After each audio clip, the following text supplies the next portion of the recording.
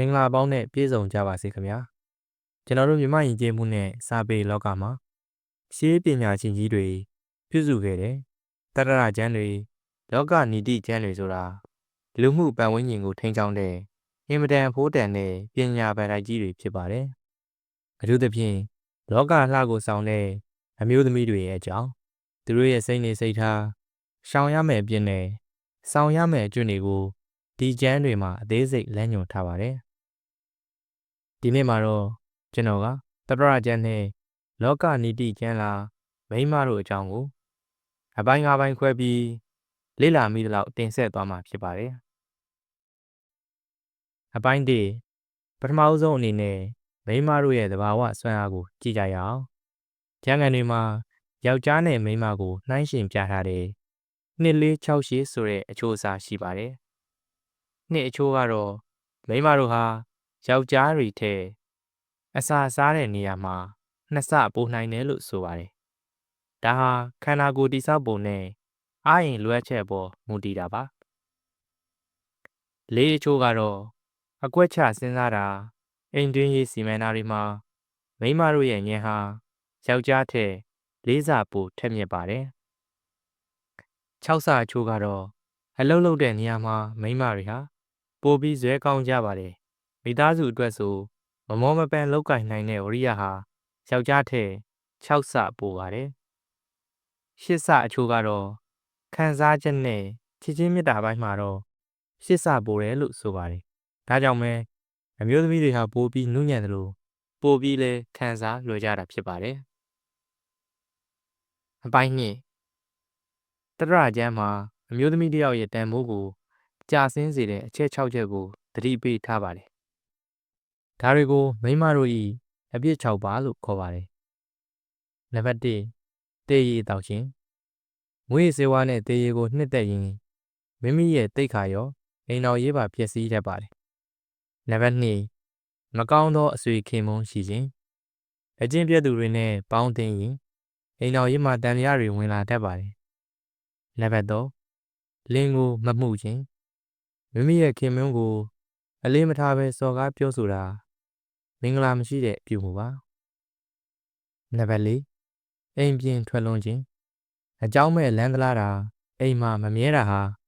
အိမ်တော်ရှင်မကောင်းတယောက်ရဲ့လက္ခဏာမဟုတ်ပါဘူးနံပါတ်5အခါမဲ့အိပ်ဆက်ခြင်းနေပြမ်းမှထတာ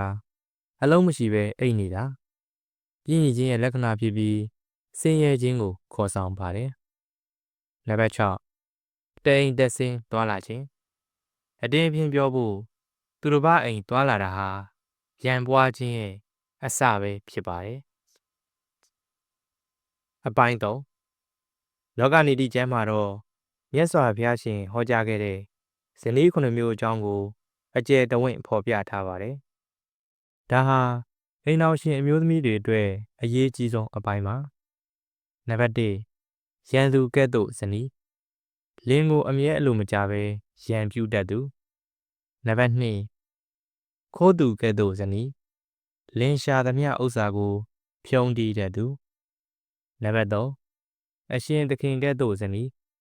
လင်းကိုကျွန်းလိုခိုင်းစေတတ်သူဤသုံးမျိုးဟာရှောင်ကျဉ်ရမယ့်ဇနီးဆိုးတွေဖြစ်ပါတယ်နံပါတ်4မိခင်ကဲ့သို့ဇနီးမိခင်ကသားကိုစောင့်ရှောက်တယ်လို့လင်းကိုဂရုစိုက်သူနံပါတ်5နှမကဲ့သို့ဇနီးမောင်ကိုနှမကချစ်တယ်လို့ရေရိုတည်တည်ရှိသူနံပါတ်6တငယ်ချင်းကဲ့သို့ဇနီးရေတူပူအမျှတိုင်ပင်ပေါ်ရသူနံပါတ်9အစေခံကဲ့သို့ဇနီးတိခံခွင့်လွတ်တတ်ပြီးလင်းကိုပြုစုသူဒီလေးမျိုးကတော့လက်ပြည်ကိုရောက်စေနိုင်တဲ့ဇနီးကောင်းတွေဖြစ်ပါတယ်အပိုင်း၄လောကနီတိမှာပညာရှိသည်ယောက်ျားတို့၏အစဉ်တန်းစာဖြစ်သလိုလင်းသည်မိန်းမတို့၏အစဉ်တန်းစာဖြစ်သည်လို့ဆိုပါတယ်အမျိုးသမီးတယောက်ရဲ့တကယ်အလှဟာပြင်ပရုပ်ရည်ထဲအတွင်းစိတ်ဓာတ်ကပိုအရေးကြီးပါတယ်ကျမ်းဂန်အရာအမျိုးသမီးတယောက်မှာရှိတဲ့ဂုဏ်၅ပါးကတော့နံပါတ်1အရှက်အကြောက်ရှိခြင်း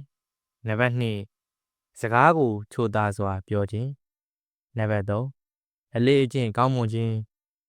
နံပါတ်4သီလနှင့်ပြည့်စုံခြင်းနံပါတ်5လင်ယောက်ျားအပေါ်တစ္ဆာရှိခြင်းတို့ပဲဖြစ်ပါတယ်အနှစ်ချုပ်ရရင်တော့တတ္တရာကျမ်းနဲ့လောကနီတိဆိုတာအမျိုးသမီးတွေကိုဖိနှိပ်ဖို့ရေးထားတာမဟုတ်ပါဘူးလိန်တော်စုတစုဤတာယာဖို့လောကကြီးငြိမ်းချမ်းဖို့အတွက်အမျိုးသမီးတွေရဲ့အခန်းကဏ္ဍကဘယ်လောက်အရေးပါတယ်ဆိုတာကိုမိမောင်းထိုးပြထားတာဖြစ်ပါတယ်မိန်းမကောင်းတယောက်ဟာအိမ်တအိမ်ရဲ့နတ်သမီးပါပဲအခုပြောပြခဲ့တဲ့အချက်လက်တွေတဲကကောင်းတာတွေကိုနှလုံးသွင်းပြီးမကောင်းတာတွေကိုပယ်ဖျောက်ခြင်းဖြင့်တန်မိုးရှိတဲ့ဘဝကိုတည်ဆောက်နိုင်ကြပါစေလို့ဆုတောင်းပေးလိုက်ပါတယ်အခုဗီဒီယိုလေးကိုအဆုံးထိကြည့်ရှုပေးကြတဲ့အတွက်ကျေးဇူးအထူးတင်ရှိပါတယ်နောက်ထပ်လည်းစိတ်ဝင်စားစရာကောင်းတဲ့ကျမ်းဂန်လာပုဒ်ဒရာတွေကိုဆက်လက်တင်ဆက်ပေးသွားမှာဖြစ်လို့ကျွန်တော်ရဲ့ channel ကို subscribe လုပ်ထားကြဖို့ဖိတ်ခေါ်လိုက်ပါတယ်ခင်ဗျာအားလုံးကိုယ်စိတ်နှပြကျမ်းမာချမ်းသာကြပါစေ